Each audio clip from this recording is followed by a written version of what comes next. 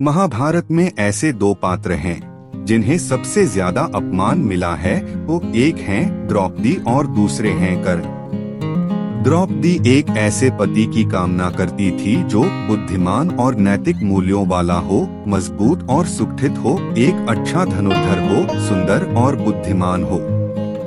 महाभारत में कर्ण ही एकमात्र ऐसा पात्र है जिसमें ये सभी गुण हैं। देवताओं ने द्रौपदी की इच्छा को पहले से ही जान लिया था और उन्होंने ये सभी गुण एक ही व्यक्ति को दे दिए, वो है कर्ण। साथ ही ये सभी गुण पांडवों में समान रूप से विभाजित किए गए हैं। जैसे कि युधिष्ठिर नैतिक मूल्यों के लिए, भीम शारीरिक शक्ति के लिए, अर्जुन धनुर्विद्या के लिए, नकुल सुंदर हैं और सहदेव सबसे बुद्धिमान हैं। लेकिन अफसोस ये है कि समय कुछ और ही योजनाएं बना रहे थे। द्रोणाचार्य जानते थे कि कर्ण अर्जुन से कहीं श्रेष्ठ है, इसलिए उन्होंने उसे धनुर्विद्या की शिक्षा देने से इनकार कर दिया। भीष्म जानते थे कि कर्ण अर्जुन के लिए एक बड़ा खतरा है और इस तरह शुरुआती दिनों में उन्हें युद्ध में प्रवेश करने से रोकता है। यह भाग्य या नियति है जिसने द्रौपदी और कर्ण को अलग कर दिया। वह उसके लिए उन पांचों की तुलना में बेहतर एकमात्र पति होता, क्योंकि गुणों और वीरता के मामले में वह सभी पांडवों के समान अच्छा था। लेकिन राजनीतिक और धर्म की दृष्टि से उसका विवाह पांडवों के साथ करना होगा। वह योजना है। कर्ण ने अर्जुन को नकार दिया, जिससे संतुलन बनता है। द्रौपदी ने स्वयं कर्ण को सूतपुत्र कहकर स्वयंवर में भाग लेने से रोका था।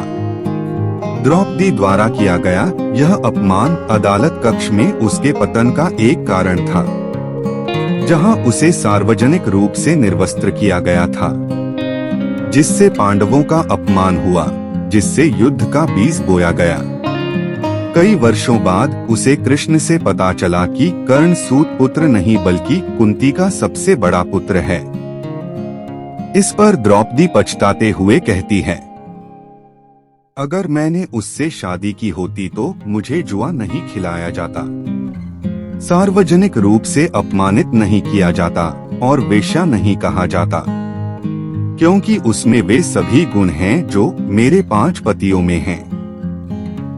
द्रौपदी ने हमेशा अर्जुन का पक्ष लिया, लेकिन अफसोस अर्जुन इस बात से खुश नहीं थे कि उन्हें जीता हुआ पुरस्कार 4 भाइयों के साथ साझा करना होगा। दूसरी ओर अर्जुन ने सुभद्रा का पक्ष लिया। द्रौपदी भी यह जानती थी। यही कारण है कि वह अगले सर्वश्रेष्ठ धनुर्धर कर्ण के प्रति नरम रुख रखती है।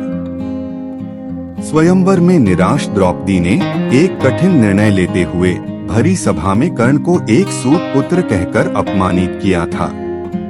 फिर भी चीरहरण के दौरान द्रौपदी को कर्ण से उम्मीद थी, लेकिन कर्ण ने अपने अपमान को याद कर वहां द्रौपदी की कोई सहायता नहीं की।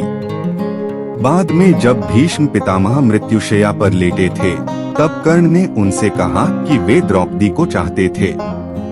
यह बात द्रौपदी ने भी सुनी और पहली बार द्रौपदी को भी पता चला कि कर्ण भी मुझे प्रेम करते हैं। यही थी द्रौपदी और कर्ण की अधूरी प्रेम कथा। दोस्तों, जानकारी अच्छी लगी तो वीडियो को लाइक और चैनल को सब्सक्राइब करें। धन्यवाद।